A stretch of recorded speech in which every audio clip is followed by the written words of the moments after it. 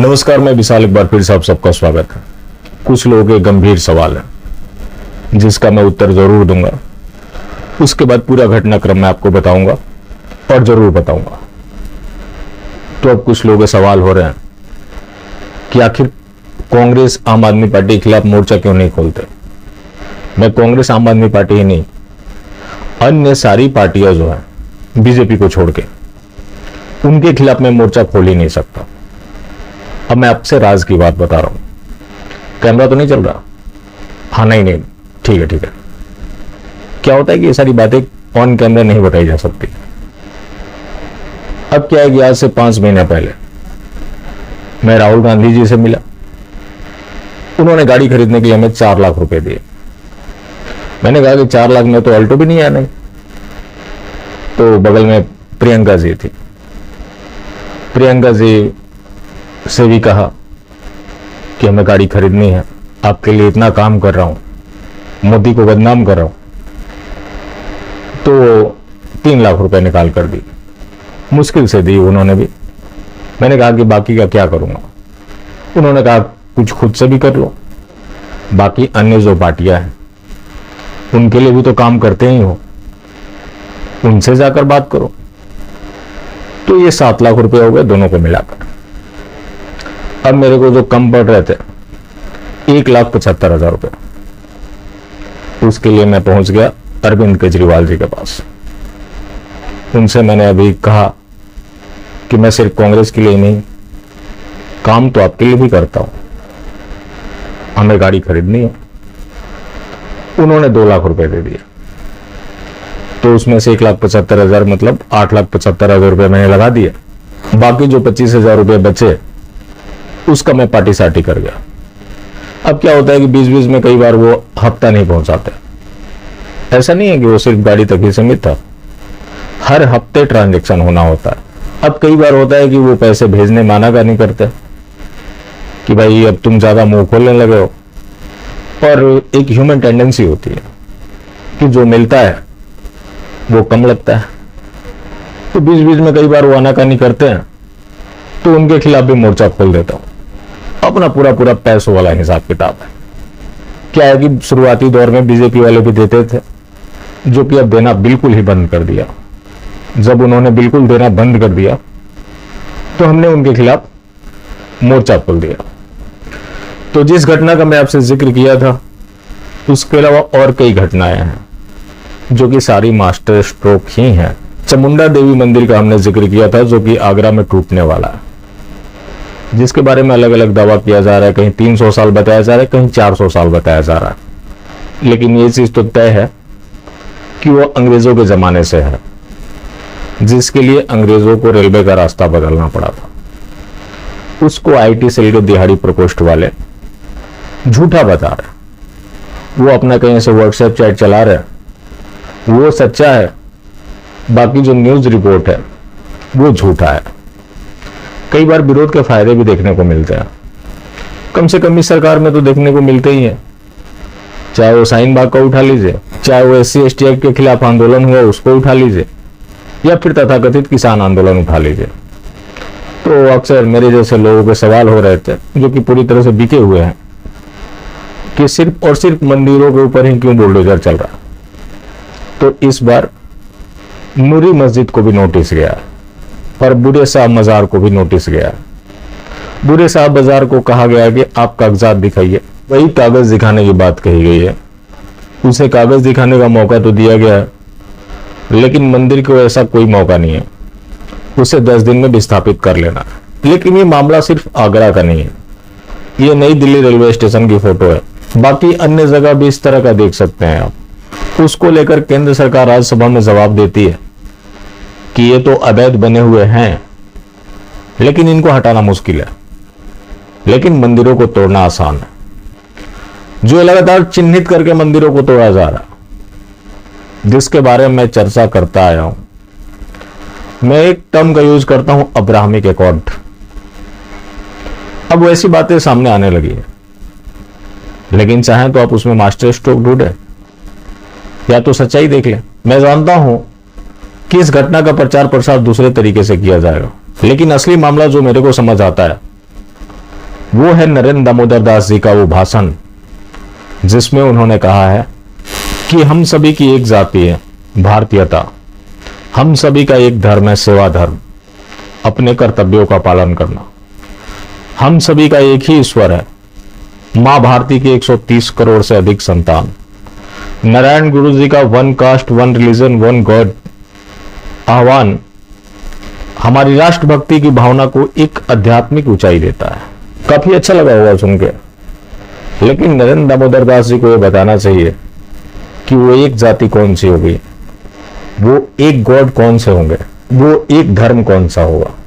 मैं पहले कई बार बोल चुका हूं कि मोदीवाद ही मोहम्मदवाद है और आज का मास्टर स्ट्रोकवादी कल का टोपीधारी, जो कि स्पष्ट दिखने लगा है। सनातन धर्म में 33 कोटि देवी देवता है, लेकिन एक ईश्वर की बात कौन करता है, वही मोहम्मदवाद। तो जिस तरह से वजीफा बांटे जा रहे हैं, जिस तरह से मंदिरों को विध्वंस किया जा रहा है, क्या देश उस तरफ नहीं जा रहा है जिसका इशारा नरेंद्र दामोदर दास जी ने कर दिया है? पता नहीं ये किस नारायण गुरु की बात कर रहे हैं, मैं उसे नहीं जानता। कोई भी हो, कोई कुछ भी बोल देगा, हम उसको एक्सेप्ट कर लेंगे। ये तो पूरी तरह से वही बात बोली जा रही है जो कि आसमानी लोग बोलते हैं कि एक ही ईश्वर है जो पूजनीय है, बाकी सब काफिर है। तो अब शायद देश भी उसी दिशा में जा रहा है, क्योंकि इनके नीतिगत फैसलों को उठाकर आप देखें तो एक मजहब के लिए डेडिकेटेड है और ये एक जाति एक धर्म की बात कर रहा है। तो फिर ये देश किस तरफ जा रहा है? क्या नरेंद्र दामोदर दास जी इसको लेकर क्लैरिफिकेशन देंगे कि भारत की भूभाग पे एकमात्र धर्म कौन सा बचेगा? अखंड भारत की बात हो रही है, ऐसे तो अखंड भारत बन ही जाएगा, जिसको लेकर बीजेपी आरएसएस काम कर रही है। अलवर में जिस 300 साल पुराने मंदिर को तोड़ा गया, उसकी सच्चाई अब पूरी तरह से सामने आ चुकी है। तो उसमें बीजेपी की भूमिका थी, लेकिन बीजेपी वाले ही प्रदर्शन भी कर रहे हैं। देखिए किस तरह से गहलोत सरकार के खिलाफ प्रदर्शन कर रहा है।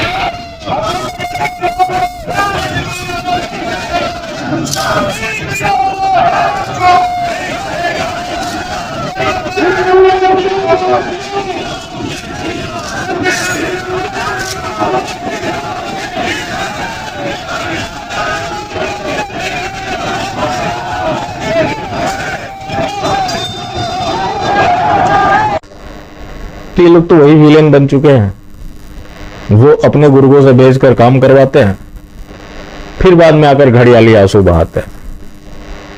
तो ये तो मोदी है, तो ये भी मुमकिन है। तो ये सारी जो मंदिरें तुड़वाई जा रही है, शायद वही वन कास्ट वन रिलीजन का मैटर है, जैसे हम लोग समझना नहीं चाहते। आखिर क्या वजह है कि चुन चुनकर मंदिरों को तोड़ा जा रहा है? आगरा में जो नोटिस गया है, यह संभवतः मोदी सरकार में पहली बार हुआ होगा। अगर ऐसा होता है तो यह सराहनीय कदम है और इसकी प्रशंसा होनी चाहिए। लेकिन काशी विश्वनाथ, पुरी, महाकाल और जो हमारे 300 साल पुरानी मंदिरें हैं, उसकी तुलना में बहुत छोटी चीज है। ये कहीं भी बन जाती है, कहीं भी उग आते हैं, लेकिन हमारे मंदिरें कहीं नहीं बनते, कहीं नहीं उगते। मंदिर अवैध हो ही नहीं सकते, क्योंकि अवैध की हमारे यहां परंपरा रही ही नहीं है। अब मामला है धर्म संसद को लेकर। जो हिमाचल प्रदेश में धर्म संसद हुआ, जो कि 17 अप्रैल को हुआ था, वो मामला भी सुप्रीम कोर्ट पहुंच गया। वकील हमेशा की तरह कपिल सिब्बल थे, कुर्बान अली की याचिका थी। सुप्रीम कोर्ट ने राज्य सरकार को फटकार लगाई। बताया क्या जा रहा है? Hate speech. आज तक कानून में हेट स्पीच डिफाइंड ही नहीं है। 27 अप्रैल को रुड़की में भी शायद कोई हिंदू पंचायत या धर्म संसद होना था, जिसके ऊपर सुप्रीम कोर्ट ने संज्ञान लिया। राज्य सरकार से कहा कि अगर यहाँ हेट स्पीच दिए जाते हैं तो उसकी जिम्मेवार यहाँ के मुख्य सचिव होंगे। तो वहां 144 लगा दी गई है।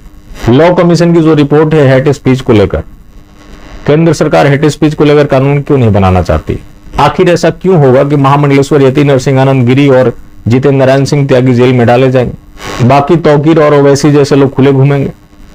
इनके खुले घूमने में केंद्र सरकार को फायदा होता। अब सोचेंगे कि इसमें फायदा क्या है उनका। इनके बयानों को वो भुनाते हैं, उनकी आईटी सेल भुनाती है। ओवैसी ने बयान दिया था जिसमें पुलिस वालों को एक तरह से धमकी थी कि मोदी चले जाएंगे, योगी मठ चले जाएंगे तो तुम्हारा क्या होगा। तो ओवैसी ने तो पुलिस वालों के लिए कहा था, लेकिन आईटी सेल के दिहाड़ी प्रकोष्ठ ने इसे हिंदुओं से जोड़ दिया। तो उनके बयानों को ये भुनाते हैं, इसलिए ये नहीं चाहते कि हेट स्पीच को लेकर कोई कानून बने। अगर कानून बन जाता है तो उसके दायरे में सभी आ जाएंगे। लॉ कमीशन की रिपोर्ट है कि इसको डिफाइंड किया जाए और इसके लिए धारा बनाई जाए। जो हेट स्पीच आज तक डिफाइंड नहीं है, लोग जेल भी चले जाते हैं, उनकी जमानत याचिका भी खारिज हो रही है। दूसरी तरफ लोग खुलेआम बयानबाजी करते हैं। बीजेपी चाहती है कि वो लोग इस तरह के बयान देते रहे और ये लोग भुनाते रहे। हर जगह बोला जाता है कि बंगाल बनने से रोकना है तो आप बीजेपी को वोट करें। ये लोग क्यों नहीं बोलते कि हमने बंगाल की समस्या का समाधान कर दिया, आपने अगर हमें यहां भी चुनाव जिता दिया तो उस तरह की समस्या हम यहां उत्पन्न नहीं होने देंगे।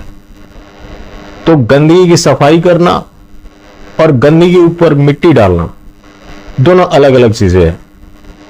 जो बीजेपी सरकार अच्छा काम कर रही है वो सिर्फ और सिर्फ गंदगी के ऊपर मिट्टी डालने का काम कर रही है। स्थायी समाधान कोई नहीं चाहता। गंदगी के ऊपर मिट्टी डाल देने से गंदगी की सफाई नहीं होती।